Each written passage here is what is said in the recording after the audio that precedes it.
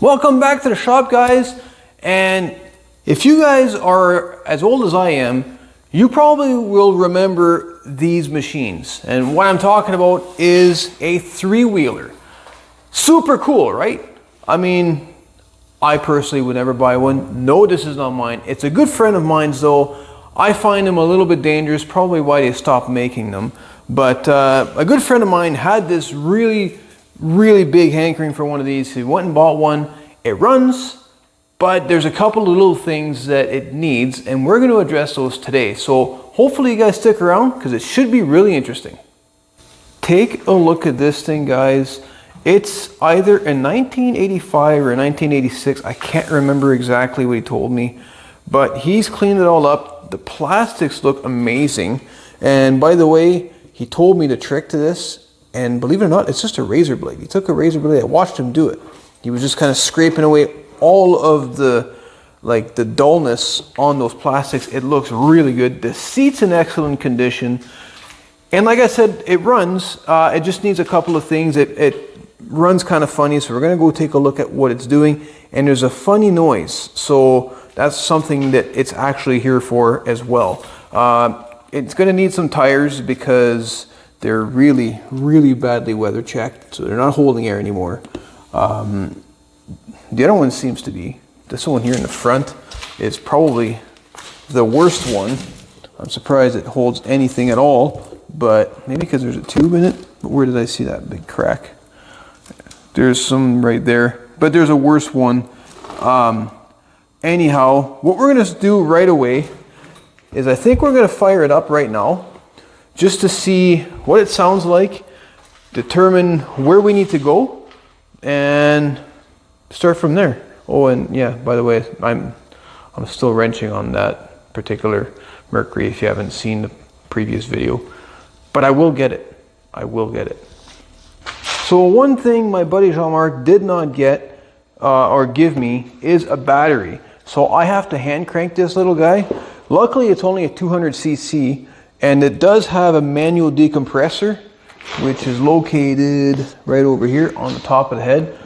So if you never used one of those before, it's a one-time kind of use where you flick it, you get one pull. If it doesn't start, you got to re-engage that decompressor. So we're going to put the key on here, put the choke up, and make sure everything's running. It runs well, and again, super cold. Look, hand on exhaust. I mean, guys, I get so lucky sometimes with these, but that's exactly what that thing did to me too, where it started first pull, then it didn't want to run very well after that. So let's see. You don't even really need the decompressor. Well, of course, see, this is what happens to me. Let's see. Maybe you do. Why risk it? Okay, it's taking gas.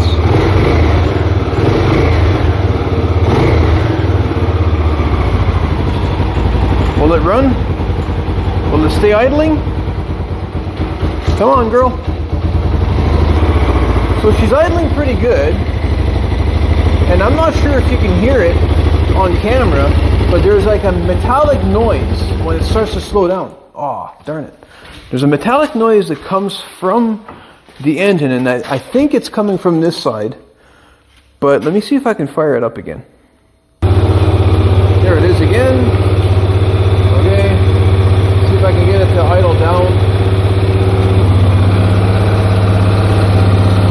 Okay, do you guys hear that little tinging?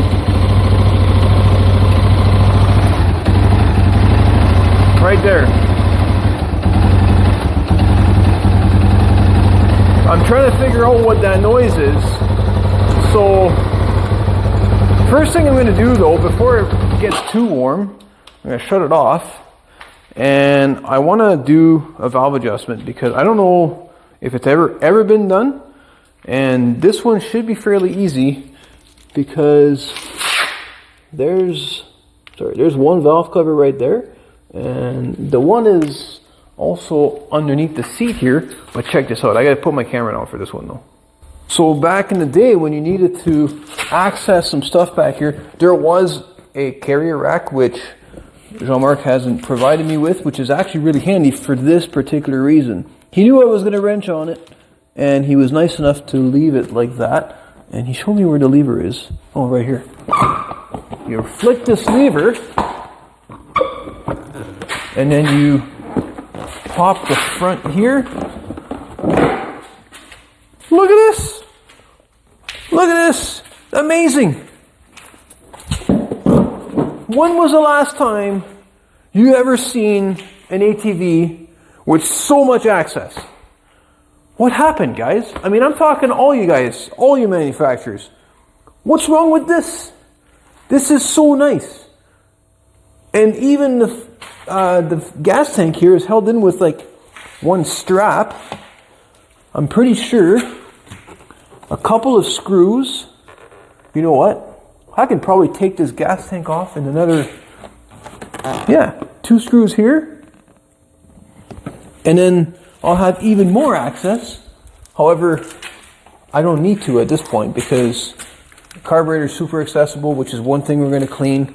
And like I say, the valve cover is over here. So how about we start by, well, we're going to let it cool off a little bit. So while we're doing that, I'm going to remove the carburetor because I want to go inside and make sure that it's all nice and clean. Alright, so this doesn't look too bad since I do have plenty of access. I'm going to start by removing the plunger here at the top.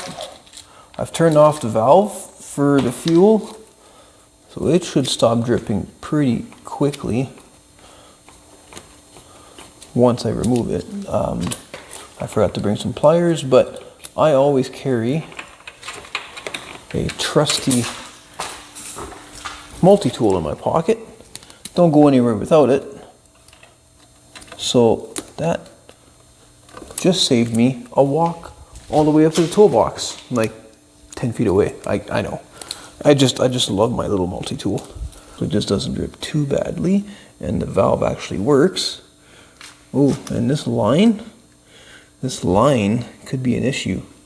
It's actually cracked right at the top. I'm not sure if you see it, but it's not looking good. Please be good, please be good. Okay, yeah, the valve works. Oh, a little bit there.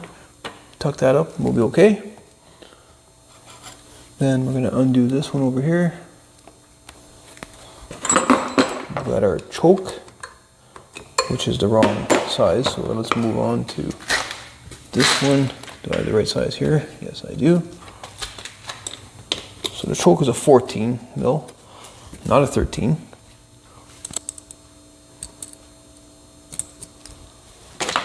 And now with a 14, let's crack this loose, and we can remove the choke plunger.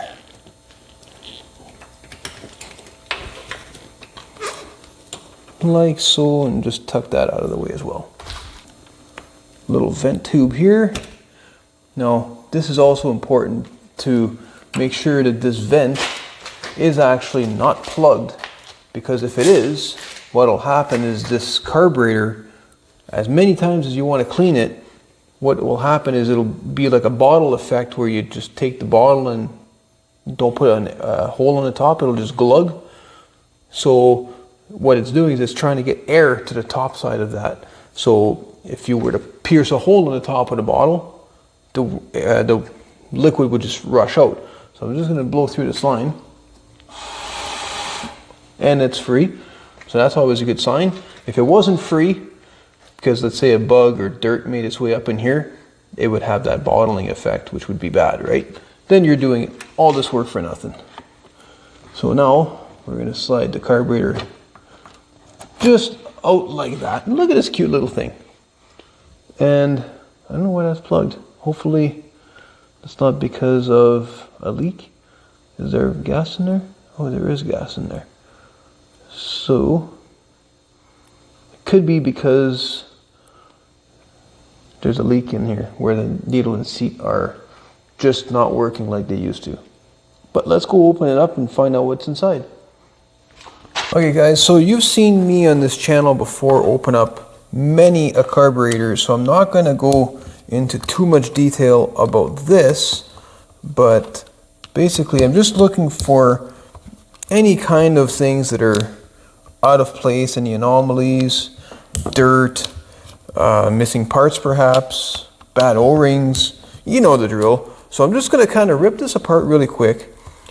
If I find anything that is kind of outstanding, I will report back.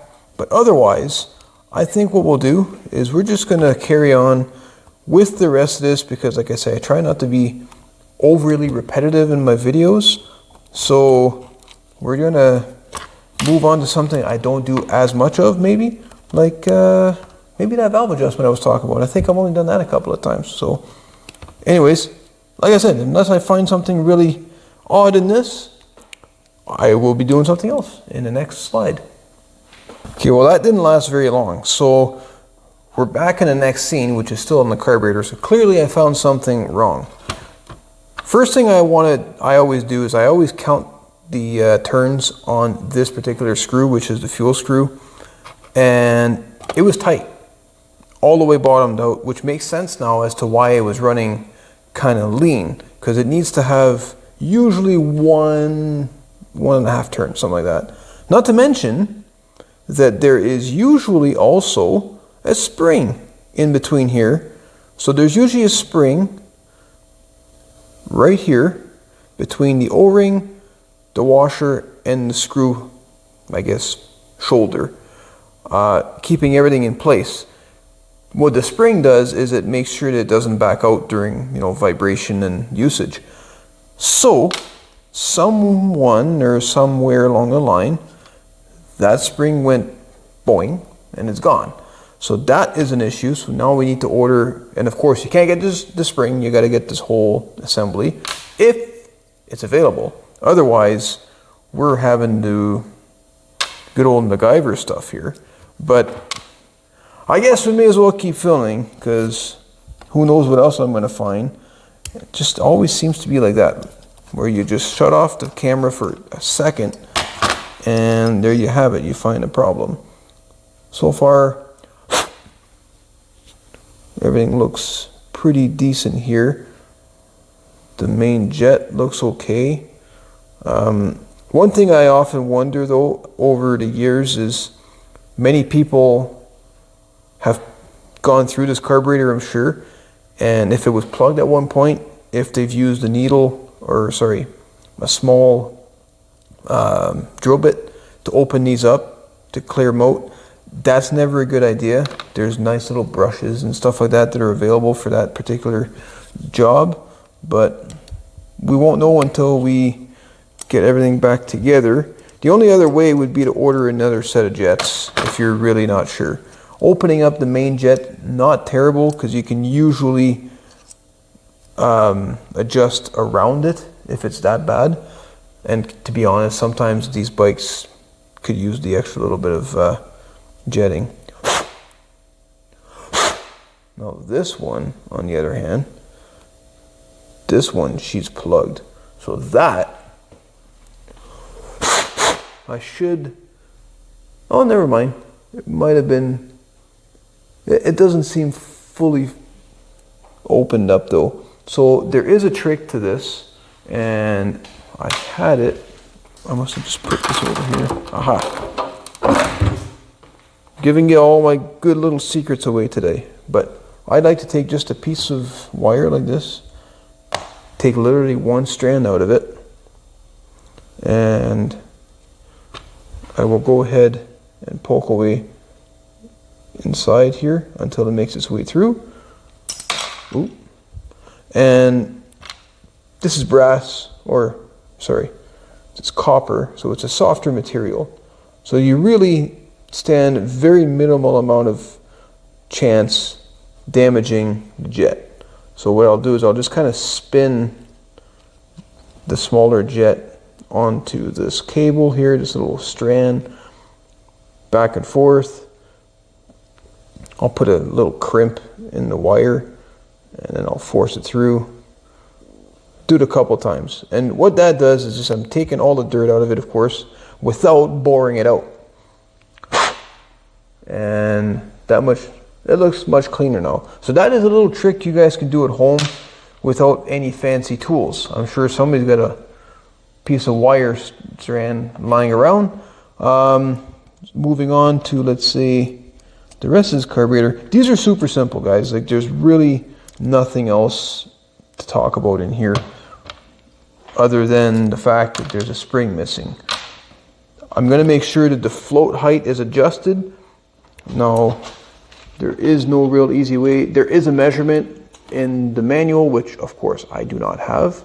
So what I like to do though is I like to make sure they're adjusted on the lower side like this, so that it fully seats lower than higher, because depending on which attitude the bike is running, it could make the bike flood a little bit. So it seems to be adjusted pretty good. I'm going to lower it just ever so slightly, just to give it a little bit extra pressure when it's full.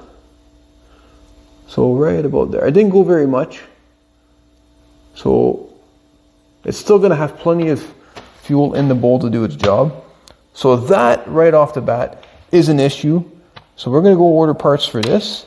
But in the meantime, while the parts are being ordered and delivered, we're going to go do a valve adjustment. Okay guys, clearly sun is out now, so it's a couple days later. I've got the parts for the carburetor on order, but we're going to carry on now with doing the valve adjustment. So it's harder to find specs on this machine because it's a little bit older now, but based off of what I read here for, you know, the year and the size of the engine, which is basically the same thing as a Moto 4, which I have information for, I'm going to be setting the valves to 4 thou on the intake and 6 thou on the exhaust. So let's grab the camera and show you exactly how to do that. So there's a few things that we need to do in order to get started here. And right here, there is a plug, and that's going to show us where we are in relation to cylinder and piston strokes. So we need to remove that plug to see if we're on top dead center. And then we're also obviously going to remove the intake valve cover and the exhaust valve cover. Please note that the exhaust valve cover also has that manual decompressor. So we're going to take all that together. So you don't need to remove this bolt, just these two right over here. So let's take that apart. And then we're also on the opposite side. Let's go all the way around the bike this way. I like to remove the spark plug just to make it much easier to rotate the engine over, because otherwise you're working up against compression, right? So let's take all those things apart. All right, everything is apart. By the way, some of these Allen head bolts are hard to get to, so you got to use just an old school Allen wrench like this. I'd like to use my ratchet, but it doesn't fit. So you got to do it old school, but it's not super bad. So there is one valve, and then right up front we've got our our exhaust valve. Again, traditional style where you got the rocker and you adjust it with just a set screw, which is really easy to do. I'm going to show you that exactly right now. And one thing I forgot to mention that makes it easier as well in case is to remove the recoil assembly, because that way there, if you need to rotate the engine backwards against the starter, you can do that. So a couple of things that's going to happen here. Let me turn my flashlight on here. What I'm going to do is I'm going to rotate the engine the normal direction, which would be, in this case, because I'm not going against the starter, it would be going forwards, which is counterclockwise. I'm looking down the hole here for a timing mark, but I'm also looking at the valves. So I'm going to try and do this all together here with one hand and being steady with the camera.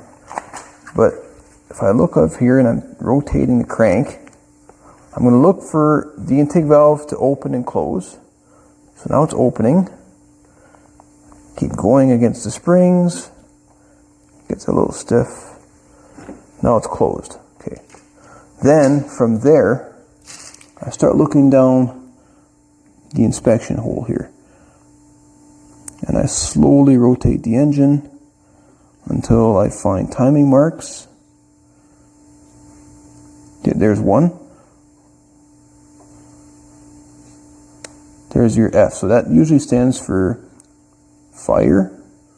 And there's your T. So that T is usually for top dead center. And now we're going to confirm that we're at top dead center of compression and not overlap. And the way we're going to do that is we're going to grab this valve. We're going to see if it's got any play. This valve is super tight right now. It's not very good. And then what about this one? This valve has got, okay, so this valve's actually got a little bit of play. So there's a good possibility, I think we're at the right compression stroke, because normally they would both be tight. So I'm 99.9% sure that we're at the right one. I'm going to rotate it again one more time to make sure that we're not on overlap. But it could be one of the reasons why this thing runs the way it does, because this intake valve there's no valve clearance. It's like barely there. I can barely move it. So let me rotate it one more time, make sure we're there, and then we're going to go into how to adjust them. Alright guys, so we did it right the first time. I verified a couple of times, in fact, to make sure that we were in the right position and we're good. So what we're going to do now, I'm going to show you on this one because it'll be really difficult to show you on the exhaust one. But we're going to crack this particular jam nut right here. Do the same thing on the exhaust. I'm going to crack that free here. And then we're going to turn the very top here. And we're going to make sure, it's hard to see, but now I'm actually turning that. Then we're going to take our feeler gauge. And like I said earlier, I'm going to go with a 4th thou feeler gauge. And I'm going to set it right between the rocker adjuster. Maybe this way is easier. And the tip of the valve. And when it slides in just nicely, see that's still a little bit tight. I need to turn this one more. It's hard to do because it's very small. Alright, so once you're happy with the drag on that feeler gauge, you're simply going to pull the feeler gauge out, and then you're going to tighten the jam nut, do the exhaust one, and then that is it. You just reassemble the whole thing, put your valve covers back on. I like to put a little bit of grease on the O-rings, put the cap on for the timing, and then also make sure you reassemble your recoil. And then we can move on to putting back in the carburetor. Alright, so now that we got all the valves adjusted, there's only 2 valves on this machine. Oh, sorry guys, hold on. Hello? Yeah. Oh, that's great. I will be right over to pick it up. Thank you so much. Alright, bye. Ironically enough, guys, that was our carburetor parts. So that's perfect, because I was going to say, we're going to have to come back and finish this in a minute, but how about I just put the camera down, I'm going to go run out, pick up that needle assembly, reassemble the carburetor, and see how it runs with the valves adjusted. Hopefully it runs better. And of course, with the carburetor adjusted, because that was, if you guys remember, it was super tight. So yeah, that's good. Okay, we'll be right back. All right, so I've got the carburetor reassembled. I've set the screw to 1.5 turns just to start, and then we'll adjust it from there as necessary. So let's just bolt it back up, put it in place, and see how this thing is going to run with properly adjusted valves and a somewhat properly adjusted carburetor. All right, guys, now I might be jinxing myself here, but I got to admit, when it comes to, at least in my area, ordering parts for these old Yamahas, I've been getting them pretty darn quickly, and I hope it stays that way. I must have either a good dealer or just really good luck. Okay, and that's about it. Everything is reconnected. Let's turn the fuel valve to on and see how that looks. We don't have anything leaking. It's always a good sign. And now, let's see if we can get it fired up. I'm just going to crack the door open. Alright, so key on, full choke. You know what? I don't feel like working super hard today. Let's go decompressor. You know, one thing I never did check on this is to see how much oil there is. I'm a little bit on kilter here, but as long as there's something in here, I'll be... Oh yeah, we got some oil. I feel more comfortable now. Always check the oil level, because that would just be... That'd be sad. You know, when you start up something like this that has no oil, it's not a good day. Okay, decompressor's on. Should fire up, hopefully. And one more time here. Come on, girl. Everything's good. Okay, maybe no decompressor. She wants to. Oh, there's the compression. Oh, that's why there's a decompressor valve. Okay, maybe no choke.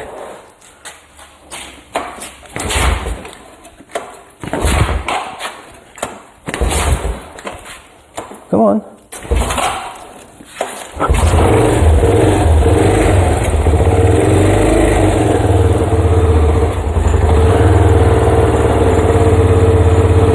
It runs.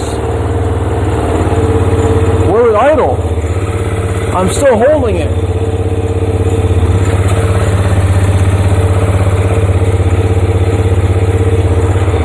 It idles. A little high, actually.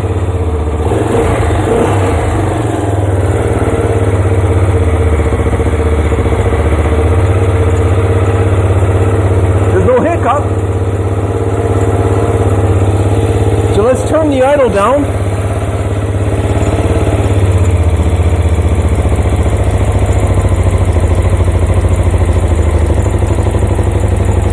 Oh, look how smooth.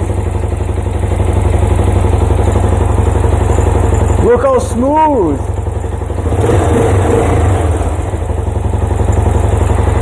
Guys, that is how it's supposed to sound. I could probably turn this down even more. Now this should go into gear just nicely.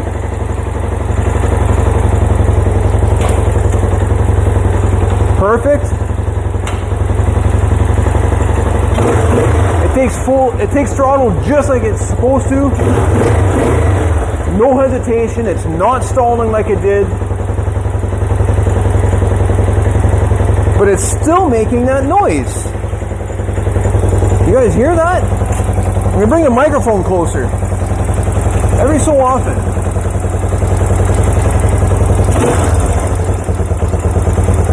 It's got that metallic tinging. There it is. What is that? What is that?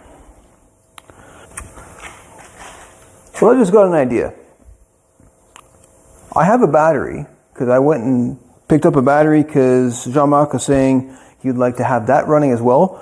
So let's put a battery in it and remove the recoil and see if the noise is coming from there, because the recoil felt a little bit weird when I was just using it there. So maybe? I don't know. Alright, so the battery is all bolted up. There was no hold down. So what I ended up using is a bunch of long plastic ties, nice and secure. Actually, this is how my Big Bear battery is also set up. I still got to fix that properly, as a reminder. Anyways, so the battery's in place. Let's turn the key on and see if it starts. First off, okay, put it in neutral, and it is in neutral. That's odd. That light should be running. Okay, anyways, This is that run. Let's hit the starter button. And nothing. It's a brand new battery. Awesome. Okay. All right, let me try something here. And okay, don't try this at home. But let's just make sure that this relay, or sorry, yeah, the starter relay, isn't in fact the culprit. Let's just see here. I'm gonna jump it. Okay, so that could be the culprit. We're gonna test that in a minute, but anyway, so we know it starts, and now we have battery juice. It's flickering though, which means that it's probably not charging. And you know what, let me just go get my meter. All right, so the battery is connected to my multimeter. We got about 12.81 volts, and we're gonna fire it up and see if we have any charging. Again, don't do this, guys, it's bad. And that's why, because it's very sparky. And if there was any open sources of fuel, it'd be bad. Anyways, let's see what we got. Oh wow, okay, so we're down 0.1 volts, which means that we're not charging whatsoever. Let's rev it up a little bit here. Yeah, zero change. All right, turn it off. Okay, so that tells me that there's either an issue with this charging or there's a wiring problem. We're gonna check that, but one thing at a time. I want to see now if this component is bad. It could just be through the wiring, because clearly it's not charging, and who knows with these older machines what's happened, if it's been hacked away or something. So let me go get a battery, and we're going to connect it directly to these two wires. I'm going to put a power source here and see if the bike starts that way. So this is going to be fairly simple, hopefully. I'm just going to take this connector off, and it's a little bit stuck. Oh, okay, so a little bit of dirt in there. Actually not as bad as I expected for such an old machine. And then I'm going to take, it might be a little bit difficult, but I make alligator clips, and every time I make, let's say, a test wire, I keep it because I tend to reuse them. So I got one in red. Let's go to my positive side here. Let's assume, and again, I don't know if it's 100%, I'm going to assume that the red one is also power. And then I'm going to take the other end here, go to my negative side, and now we're going to energize this coil inside, and if it works, we'll know because the engine should at least kick over. So that's good. So we know this coil, actually it would have started if I would have kept the key on, but we know that this component is good. So that means that there is more than likely no power, and that's my next check, actually, since we're right here right now. If I get rid of these, if I put my leads in here, it's going to be a little bit difficult to do, but if I put my leads in here, I'm not sure if you guys can see the voltmeter, hopefully you can, and if I, with the key on, if I touch the starter button, I should get something, and I've got nothing at all. Now let's just for fun put it at ohms. I don't think anything's going to change. No.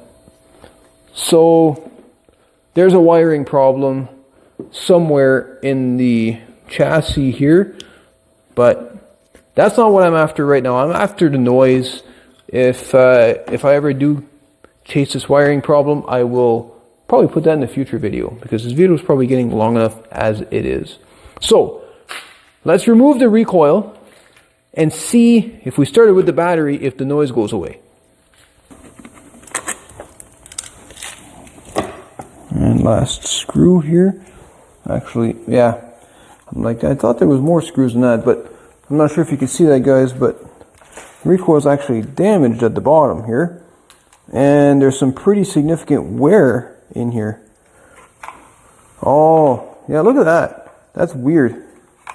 Do you guys see that? If I hold it this way, if I look in the back of the camera here, See how that spool is kind of like offset, I guess? It's higher on one end than the other. Higher on one end than the other, I should say. And it's wearing into the flywheel or into the catch. That just seems, that's weird. I don't know what's happened to this. Maybe that's normal? Oh, it's not. It's not, guys. Actually, I don't know. Again, I'm not sure if you can see it. Maybe if I use my light. The spool's cracked. The spool's cracked right there. So that's probably, if I can flex it, it's really hard to show you. Yeah, spool is definitely broken, and hopefully that's the noise that we're hearing. Well, we're going to know in a second because we're going to fire it up. We're going to use our trusty key here. Oh, I hate doing that. It scares me every time. Okay, that's good. My tools are all having a little bit of weld marks on them now. Well, I'm not going to get too close to this moving component here, but definitely sounds really good. I don't hear that metallic tinging anymore. I can hear the valves, that's normal. I'm going to say that's the culprit right there for the noise. And this thing just runs really good. A little hesitation there, but nothing serious. Once it's warmed up, I'll bet you it's wicked. Well, one thing I forgot to do is check the lights, but I'm pretty sure they work. Okay. Well, at least there's that. So we know that we're going to need to repair or order a new spool. So, I guess there's that. So I guess I'm going to end up having to order more parts or source some parts, maybe used, if it's no longer available. But with that said, guys, I'm going to end the video here. So I want to thank you guys so much for watching. If you haven't considered subscribing already, please do so. Like the video if you enjoyed it, and let me know, what do you think of these old trikes? Tell me, what do you think? Are they cool? You think they're completely dangerous and useless? Doesn't matter. Put that all in the comment section. And also let me know if you think I should start tracing the wiring, or if you have even a suggestion as to what it might be. I have a feeling that finding any kind of wiring schematics for these old relics is going to be pretty difficult. So looking to you guys out there in the forum sections and the comment sections. So this leads me to the tip of the day. And just off the top of my head, I'm going to say the tip of the day is do not overlook things. So what I mean by that is, let's say just for example, if I use this particular repair as an example, I was told that the carburetor had already been cleaned, everything was good, no issues found. Well, if I had overlooked that, I would have still been chasing my tail as to why it wouldn't idle. Because with that screw completely closed, there is no way that these engines idle properly, or even take gas properly when you open up the throttle. So don't overlook things. Make sure that you start from A, make your way to B, all the way up to Z when you do any kind of diagnosing or troubleshooting. And I'm going to say, don't shotgun troubleshoot. Don't just kind of spatter, or I also like to use the term troubleshoot by association. And what I mean by that is, because you've heard of a friend that had that problem, it's got to be the same problem you have. So that's association. Try not to do that. It's really easy to get caught into that rabbit hole. So just don't overlook things. Make sure you thoroughly, that's a big word for me today. Make sure you thoroughly check out everything and just don't skip anything. I think that's enough rambling on for today. Hope you guys liked the video. Thank you again, and I will see you all in the next video.